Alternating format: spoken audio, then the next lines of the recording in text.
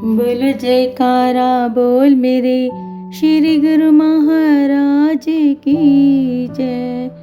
अमृत वचन हुक्म को सत कर जानो। गुरु महिमा में धनी धर्मदास जी ने फरमाया है, सत्य सत विचार न कीजिए, गुरु का कथन मान सब लीजिए। अर्थात सदगुरु के वचनों को सुनने मात्र से ही ध्येय की प्राप्ति नहीं होती, अपितु उन्हें सत्य मानकर उन पर मनन करने से ही आत्मिक लाभ प्राप्त होता है। जीव का मन अपने स्वभाववश तर्क वितर्क की बुद्धि रखता हुआ आत्मिक उन्नति के मार्ग में बाधा डालता है। आम दुनिया अपनी बुद्धि का सहारा लेती है, कोई विरले भाग्यशाली जीव ही हुक्म का आधार लेते हैं। सदगुरु की वाणी अमर देश से आती है, जो उस वाणी को मानता है वह अमृत धारा उसकी सुरती से मिलकर एक हो जाती है। एक दृष्टांत है, एक व्यक्ति ने एक फकीर से प्रार्थना की कि सुना है आपके पास अमृत का झरना है, मुझे भी कृपा करके उसमें से एक घुट पिला दीजिए ताकि मेरा जीवन अमर हो जाए। फकीर ने कहा कि यहाँ से 1 मील दूर पूर्व की दिशा में एक अमृत का झरना है, उसमें से आप जितना अमृत पीना चाहो पी सकते हो। फकीर के कथानुसार वह व्यक्ति पूर्व दिशा में 1 मील गया, वहां उसने एक झरना देखा।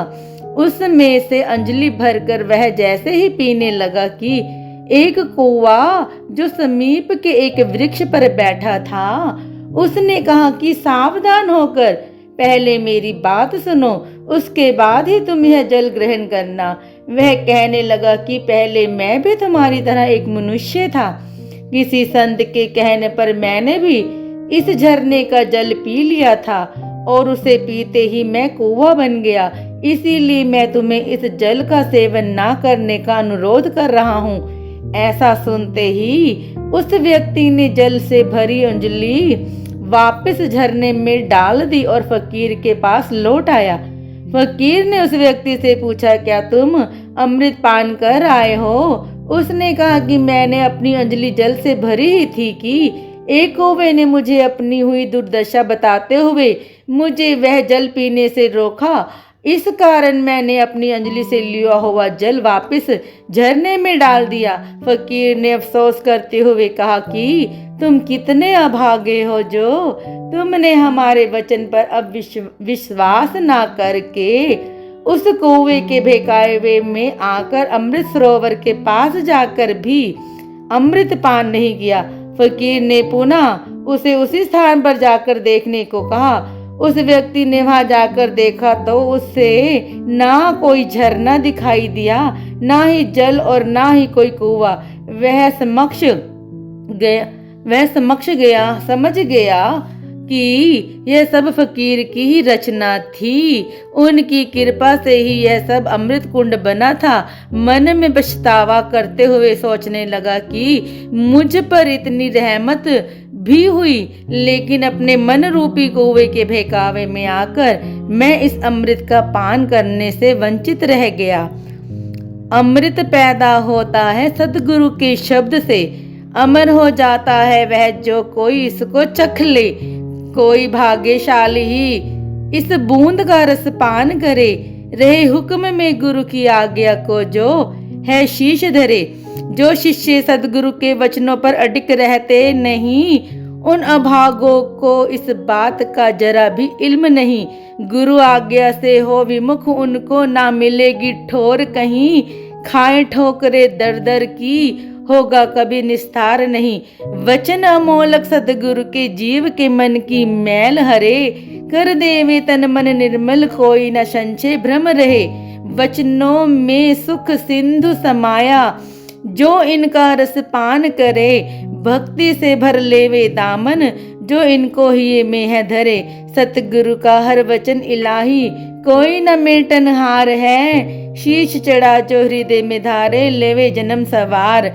अनमोल दातों का पाए खजाना, मिटा मिथ्या अहंकार, लोक प्रलोक सवरता उसका, पाए प्रभु का प्यार। दूर दुर्गाही गुरु वचनों पर जो प्राणी अमल करे, उसकी सारी विपता दुविधा स्वयं श्री हरि आप हरे। कुदरत उसकी बने सहाई, उसके सारे काज सरे। शाद होती रूह रूहानियत की ओर जब पग है बड़े। जो सेवक मन की सोच और लोक लाज को छोड़कर सदगुरु के हुक्म को सत करके शीश पर रखता है, उस सेवक की संभाल भी सदगुरु स्वयं करते हैं। सदगुरु पर भरोसा रखकर जो प्राणी रूहानियत की ओर पग बढ़ाता है, कुदरत की सारी शक्तियां उसकी सहायता के लिए प्रस्तुत रहती हैं। संत सहजोबाई जी अपनी वाणी में कहती हैं, गुरु आज्ञा दृढ़ कर गए गुरुमत सहजो चाल। रोम रोम गुरु को रटे सो शीश होए निहाल। फरमाया है कि गुरु आज्ञा पर दृढ़ता से चलता हुआ जो गुरुमति अपनाता है और रोम रोम में उन्हीं को ध्याता है, वह सेवक निहाल हो जाता है। इसीलिए सदैव सतगुरु के वचनों को स्मरण रखते हुए जीवन जीने में ही जीव की भलाई है।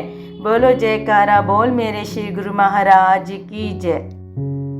अगर आपको हमारी वीडियोस देखना पसंद है और आप हमारे चैनल से जुड़े रहना चाहते हैं तो प्लीज़ वीडियो को लाइक, शेयर और चैनल को सब्सक्राइब कर दीजिए।